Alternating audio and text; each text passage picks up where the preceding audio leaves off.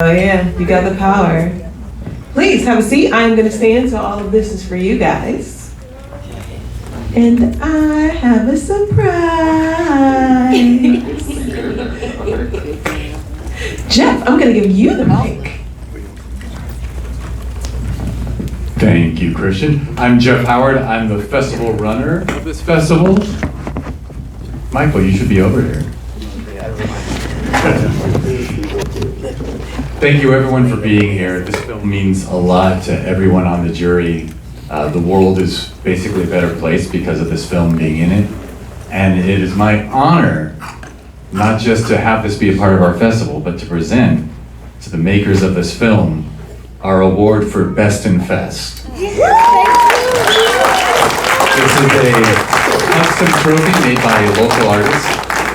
It's golden popcorn, golden movie popcorn, and it's got the film title on it. And I wish we had one for every person who contributed, but there's more. As winners of Best in Fest, we have a sponsor. Come on over, Yow TV. Should I hand it off? Sure. You guys did an incredible job. We love the concept, love the execution. Would love to host the documentary on our streaming service, Yow TV. And with that being said, we want to present this $1,000 check to you guys for the filmmakers like the film. So thank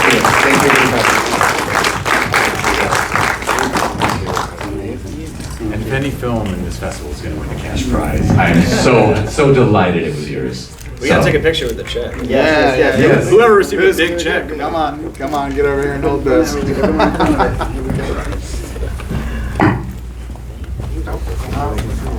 Congrats. Thank you. Yeah, congrats. Thank you. You did a great job. Awesome. All right. And now Christian will lead a wonderful Q&A. No pressure. Could I say a few words first? Absolutely. Before you guys, obviously the floor here, the panel is going to be the most interesting part of the night.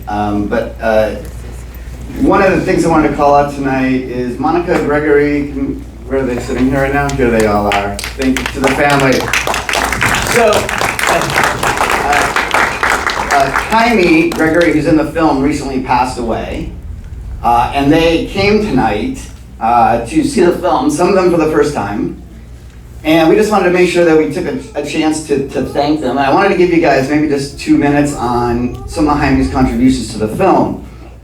You see, one of the things that I think was amazing was you have to remember, we asked 200 people to participate. We only found the 17 in this film to even say yes. And Jaime was one of them. Okay? And it was really because he wanted change. He really believed in taking change. And it was not an easy assignment to do because a lot of people didn't really know what we were doing or why. But he believed so badly and wanted the change in the world so badly, he was willing to take that risk. And he started filming. And as you guys have learned from the filmmakers in time, they contributed 200 hours of footage. And as you see, they edited it down. When the film got done, because we didn't really have any place to show it to, we weren't filmmakers. And so audiences like this were great. But in time, it started to build. And so Jaime came with us initially to the King Center. Bernice King had heard of it and invited us out last year. And to watch him speaking with her about how important change was, and to have the two of them collaborating while we were there together was just a thing of beauty. And then we came back and some people from Harvard had seen it at the Kennedy School and said, would you guys come here? And to watch Jaime walking Harvard's campus with these same filmmakers, and they were live screening it back to classrooms in Watts so that kids could see like what the future could be, to see how much bigger it could be, was just amazing. And Jaime was always great to have on these trips because he was such a leader and he was always so outspoken and driving about change. And then one of my last messages with him, which was just so fabulous, we ended up just recently, I got a call from the US State Department in Pakistan. And they were like, can we do a screening here because we're having a gang problem? And we think maybe if we get some of the gangs to come into the embassy with some of our peacemakers, that it might make a difference. And we literally, the first person I called was Jaime. I was like, what do you think we should do? Like, this is crazy. And he was like, we have to do it, man. Like, we have to make this change happen. These issues are bigger than Watts. You know, this work that we're doing, it has to live on. We have to find a way to do this. And so we did that screening the other day, and we had 300 people sitting in an embassy in Pakistan trying to replicate what these filmmakers who you're now going to get to speak with did. And I know what was really important to Jaime was because the work that they do is so incredibly hard. You know, it's one of those things where I've learned you take, 10 losses for every win. Yep. You take 10 losses for a win, and getting up and doing it every single day is hard. And I think, when the embassy called back and said, we want you to go to 5 more embassies. Wow. Right? Like, we want you guys to try to scale this. Will you do it? And he was the first one to say, like, I'm coming. And what I love about that, for all the reasons why, and it'll be one of the 2 last things I'll say tonight, was when you see that scene where the peace pledge gets signed, his is the first signature. He was the first person to say, I will put my name on this and I will stand behind it no matter where it goes. And you see that on the screen. I thought it was great. Now, by the way, everybody, thank you for the awards. Awards are amazing and they're super critical. I think kids not getting killed as a result of this work, and what you're going to hear about how they did has been incredible. And by the way, it's wonderful to have Yumi here. She's the principal of Markham Middle School, the one in the middle of all those dots who gets like no money and has to figure out how to get kids to and from school safely, right? Like, incredible that the community's here. But we did reach out to people, and this is what I thought was just an incredible thing about Jaime as well. We sent an email out just to people who had seen the film, right? And mind you, we don't get email addresses for everybody, right? You guys will come and go, we won't know. And we said, hey, Jaime has passed away. Would you be willing to just consider donating some money to help offset the costs and help with the kids and everything? So as of this morning, I looked, and we had nearly $5,000 had already rolled in. And it's only been out there for like 2 days. So we're gonna be able to help in the near term, and as that number grows, we're gonna be able to help the family go further. I know the money's helpful, but most importantly, the really, really hard work that they're doing and that Jaime was doing, when you see the State Department and then Bernice King called, she's gonna take this to 100 cities in the next 2 years because she views it as the modern day form of nonviolence training. And so she's gonna help scale this nationally. So for Jaime's family, thank you for all you've done, and make sure you guys know that his work is going to live on in the biggest and bold, bigger than any of us ever could have imagined. So thank you.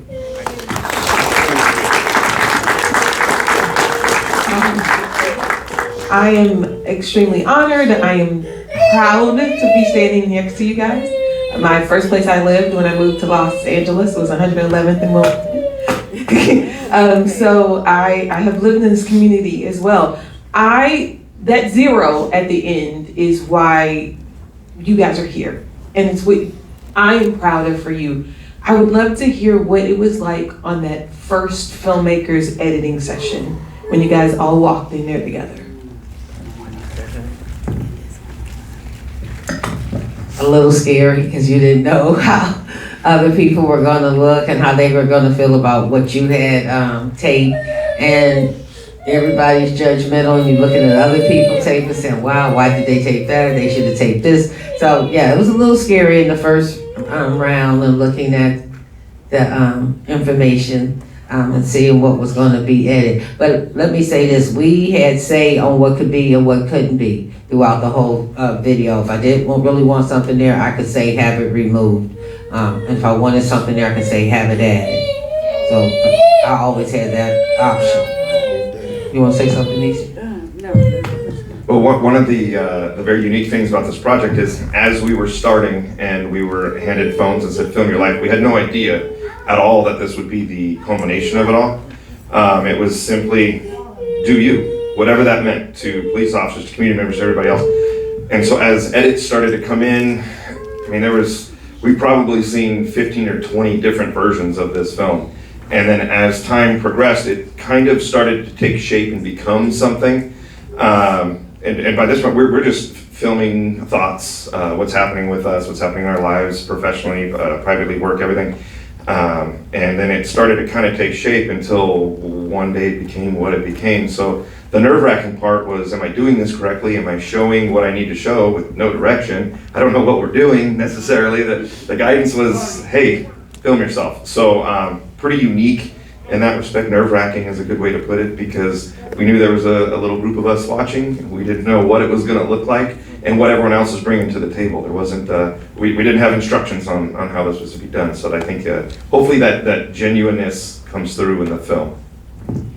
I think if you look at the film, you saw that there were a lot of students there that haven't been exposed to that kind of gang activity in one room in their entire lives. And when we assembled this group, we didn't expect, at least I didn't expect, that many gang members to come. And you could feel the tension and, to quite honest, the hatred between most of the police and the gang members. And it got so contentious that I had to step outside and put out a backup just to keep officers in the area. And LaWanda came up to me and said, get the girls together, we need a code word for something if something goes wrong, and get an exit strategy out of here. So it was definitely scary. One of the big people that made things safer, you felt safer, was Jaime. And I know Mike would like this, and I know the film directors would like this. We would like, Monica, you to have this. Oh my God.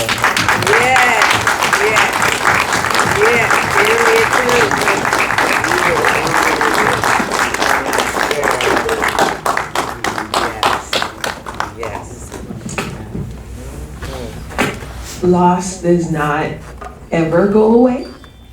And it's something that you will always feel no matter what that grief is. And so as you guys started to kind of build this project, one of the most profound lines in here is that somebody's somebody. What was that like, bringing so many different groups of people together and getting them to see each other as people and not just their groups or their ethnicities or even where they're from? Well, the vulnerability is what really brought us all together. We all seen each other's stories for what they truly were, and it brought us empathy in that room. It drawn love in that room, and it brought us all to become a family, even though we're technically not, but we became a family. And still, to this day, it still shows vulnerability from all of us, especially me. I'd also like to add is you see the people in the group growing.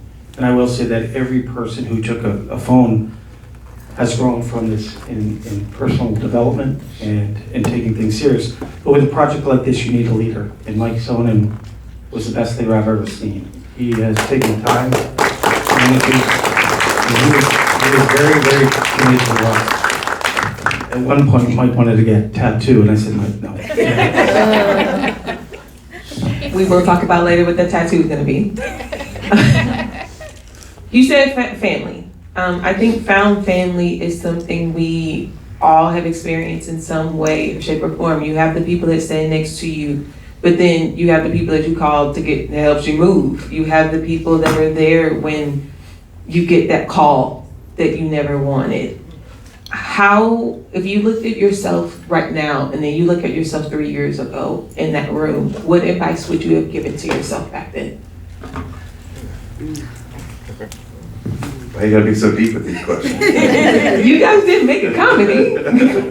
This is fair. I think for me, so I am a round-faced white guy with a mustache and blue eyes. I have been called the blue-eyed devil many a time doing my work down there. Some can relate and appreciate that. Getting involved in a project where you're going to be intimately involved with so many other stories. I mean, we go to radio calls as a police officer. I go to a radio call. Sometimes it's traumatic, it's tragic, it's in the moment, it's the worst thing you could ever see, and you feel for people in those moments. But the reality is you then go to the next call, and then you go to the next day. And you can't take things so personal or it'll drive you mad. And involved in a project like this where you sit next to Nisi, who you've never spoken to before, who you look at, well, I don't know anything about this person. We start talking, we have a little bit of a laugh, and we have a little bit of a chuckle. Now we get there early, we start BSing a little bit. Lawanda, you learn all about the intricacy, the stories, the cuts you see here. There's hours of us sitting around talking. There's flights we sat on together. There's sitting outside in the heat, waiting for Mike and the crew to figure out what we're doing next, and we're just connecting on a way that, I mean, unless we were on some Disney Channel movie, I don't know how we come together and even fake that. But you get to know somebody to the point where I'm calling Nisi, making sure, hey, your kids got what they need, because I know school's starting. My wife's saying, hey, let me get her this Bible that I know I had, and so I'm rushing all this stuff down, and we're chit-chatting. No one can get a hold of Johnny ever, so Nisi will call me to get a hold of Johnny when she needs something. So that family stuff that they talked about, if I was able to talk to myself 3 years ago and say, hey, you're about to get involved in this project, be happy and be excited to embrace what's in front of you, because I had no idea truly where we would go with that. And then for people that are outside, I still work at Southeast Division, I'm still there. And when people kind of find out about it, they don't know much about it, but some people don't understand it. And they'll pull me aside and say, hey, what is all this? And I have never been a bigger defender of people whom they don't know, no sweat off my back, but I'm just like, hey, no. I have people at home, I got people, these are my people. And so if I could have told myself 3 years ago, hey, take a breath, it'll be all right. Give hugs sooner and laugh sooner, because it's gonna make it go by, and you'll get that much closer, that much faster.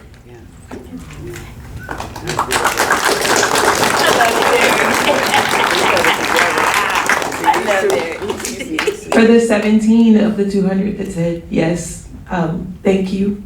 There are moms that can hug their babies today because of you. So thank you for your fight. Thank you for continuing to fight, and thank you for bringing this beautiful movie to us tonight. I cannot say thank you enough. Nothing to see here, Watts. Best and best. Congratulations.